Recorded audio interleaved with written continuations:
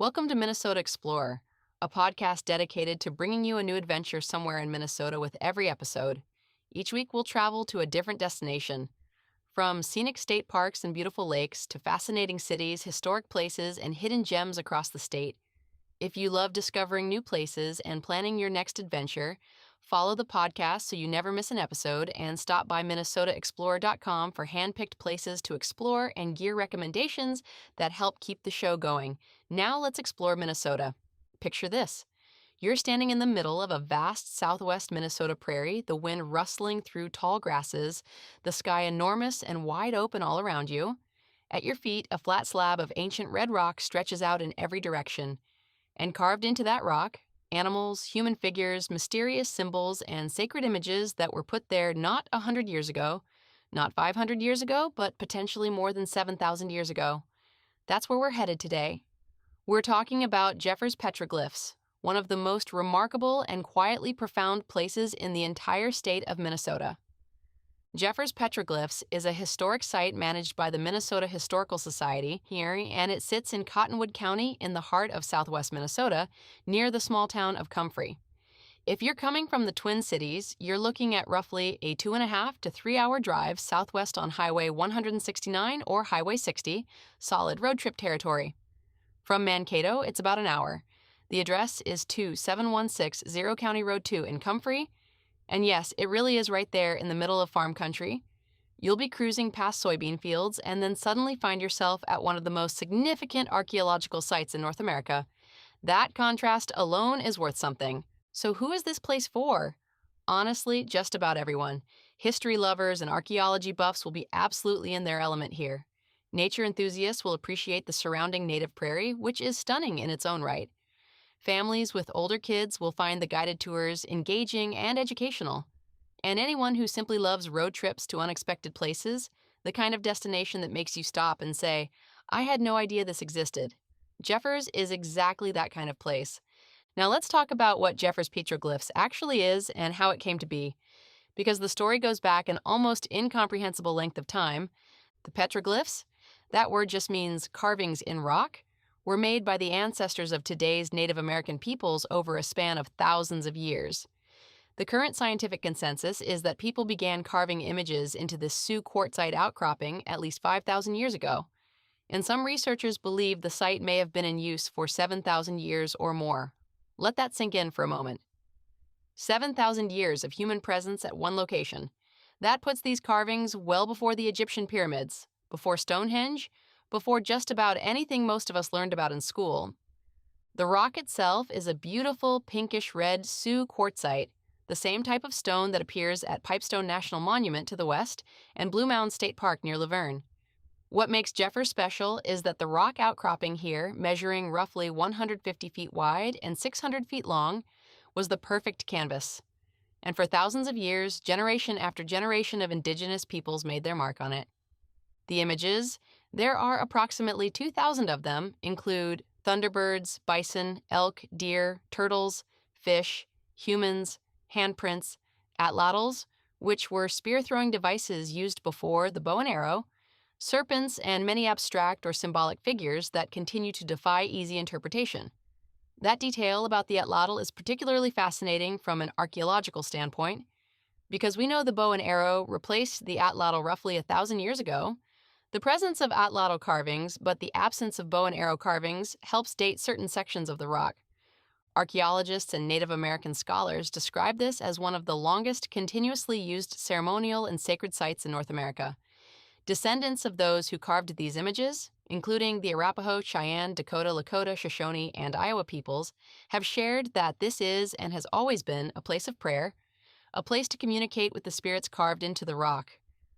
Some tribes have described the handprint images as places where rockmen, or spirits, closed the rock after emerging from it, and where those spirits could be called upon for guidance and medicine in exchange for offerings of tobacco.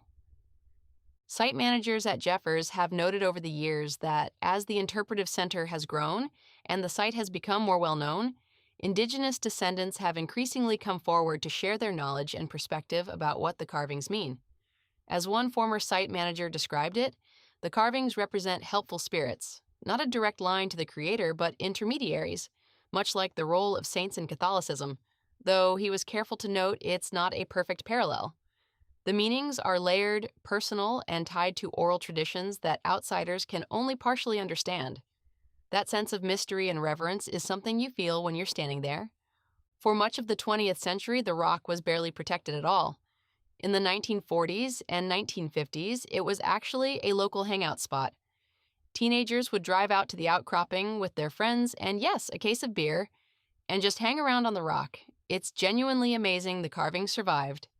The state of Minnesota designated it a historic site in 1966, and the Minnesota Historical Society opened a proper interpretive center in 1998.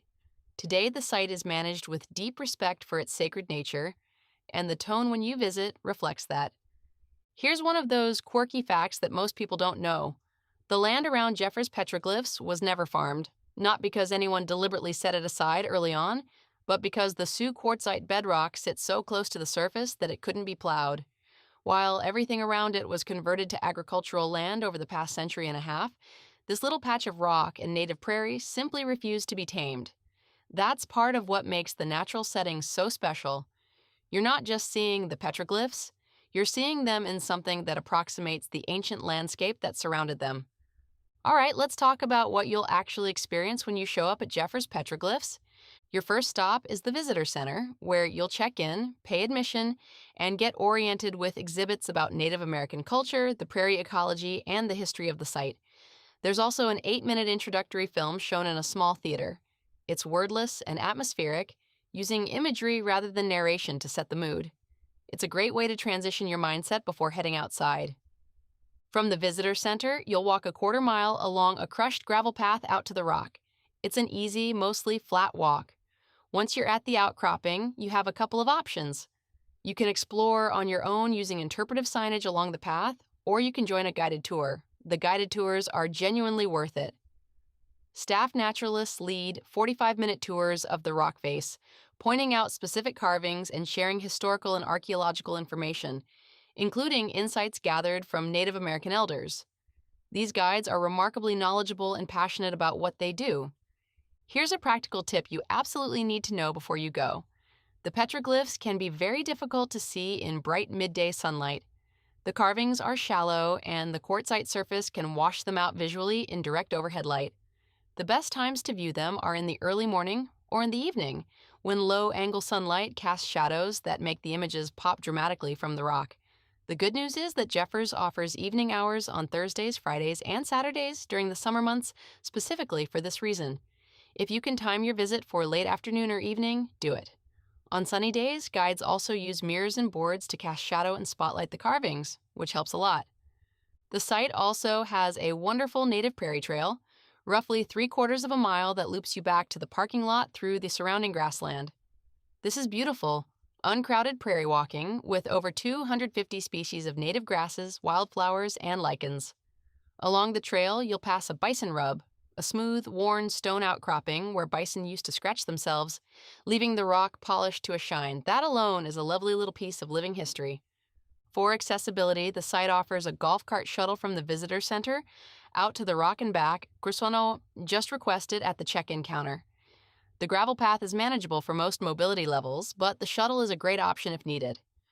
For timing, plan on spending 2 to 3 hours for a full visit. That gets you through the visitor center exhibits, the film, a guided tour of the petroglyphs, and a walk on the prairie trail. If you're really into it or the light is perfect, you could easily linger longer. Admission is $12 for adults, $10 for seniors 65 and older, veterans, active military, and college students, and $8 for children ages 5 through 17. Children 4 and under get in free, as do MNHS members and Native Americans. The Minnesota Historical Society also offers 4 free admission days per year, so check their website, mnhs.org/JeffersPetroglyphs, to see if any fall during your planned visit. Hours are seasonal and change throughout the summer and fall, so again, check the website or call ahead before you make the drive. The site is generally open from late spring through October. One special event worth watching for is called Starry Night, Prairie Night, a tour that runs from 6 in the evening until midnight. You get to see the petroglyphs in fading light, watch the constellations emerge over the open prairie, and discover nocturnal wildlife. Bring a flashlight and dress for the evening temperatures. It sounds like an absolutely unforgettable experience. Now, while you're out in that corner of southwest Minnesota, there are a couple of worthwhile additions to consider for the same trip. The first is Pipestone National Monument, about an hour west of Jeffers in Pipestone, Minnesota. This site is also on the same Sioux quartzite geology, and it's where Native Americans have quarried the soft red pipestone used to make ceremonial pipes for thousands of years. The quarrying continues to this day by Native American peoples, and visitors can watch the process. The interpretive center there also features petroglyphs carved into the quartzite walls of the quarry. And, fun geology note, those carvings are actually easier to see than the ones at Jeffers because of the way that particular stone is positioned. The two sites complement each other beautifully as a day or weekend trip. The second destination worth adding is New Ulm, about 40 miles northeast of Jeffers. New Ulm is Minnesota's German heritage capital, and it's a genuinely charming town packed with things to do. The August Shell Brewing Company has been making beer since 1860, making it the second oldest family-owned brewery in the United States. Brewery tours run daily from Memorial Day through Labor Day, and on weekends the rest of the year, and at $10 a person. It's a fantastic deal that includes tastings and a souvenir glass. The Hermann Monument, a 102-foot statue of a Germanic folk hero, overlooks the whole town from a hilltop, and you can climb the spiral staircase to the observation platform for sweeping views of the Minnesota River Valley. And the famous Glockenspiel clock tower in downtown New Ulm chimes and puts on a little mechanical figure show at noon, 1, 3, 5, and 6 o'clock daily. New Ulm is also a great place to grab a meal. Speaking of food, if you're looking for a bite before or after Jeffers, head about 20 miles east to Sleepy Eye. The Sleepy Eye Coffee Company is a genuine gem, housed in a beautifully restored historic Pix movie theater on Main Street. This coffee shop serves handcrafted espresso drinks, fresh soups, sandwiches on house-baked ciabatta and brioche rolls, and from-scratch pastries including a cinnamon roll that reportedly sells out early, so get there before the midday rush. They're open Tuesday through Friday from roughly 6:30 in the morning to 4 in the afternoon, Saturdays until 2, and Sundays until 1. If you're in the mood for something heartier and want to lean into the local pub atmosphere, the Pig and Plow Pub and Grub in nearby Evan is a popular local spot known for big portions, great burgers, cold beer, and a lively crowd. They're open Wednesday through Sunday. For lodging, the closest options are in Sleepy Eye and Springfield, both within about 15 to 20 miles of Jeffers. The Americ Inn by Wyndham in Sleepy Eye is a solid, reliable chain option with comfortable rooms and a shared lounge. Springfield has a Microtel Inn and Suites by Wyndham with an indoor pool and free breakfast, which is a nice touch after a day of exploring. Both towns are small, so don't expect resort amenities, but they're perfectly comfortable bases for a night or two. If you want something with a little more character, New Ulm is an easy 40-minute drive and has a fuller selection of lodging, including some places with on-site restaurants and more of a downtown atmosphere. New Ulm turns into a wonderful overnight destination, especially if you're combining it with the Jeffers visit. And for something truly unique, Sleepy Eye also has a vacation rental called The Granary, an old granary from a family farm that was moved, renovated, and transformed into a charming short-term rental nestled along the Sleepy Eye Creek with a fire pit, hammock, and patio with a grill. It's the kind of place that makes a trip feel like a real getaway rather than just a hotel stay. Jeffers Petroglyphs is the kind of place that stays with you.